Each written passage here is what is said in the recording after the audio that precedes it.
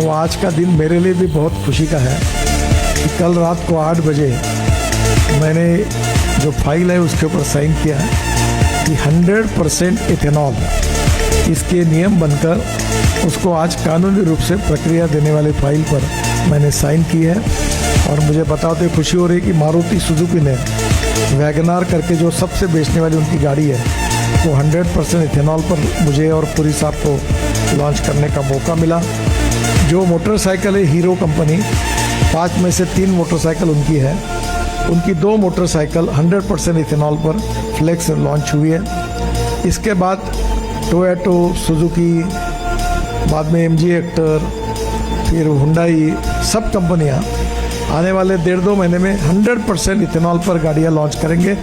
तो पेट्रोल का alternative ethanol होगा, ये सपना मैं कहता था, लोग हंसते थे।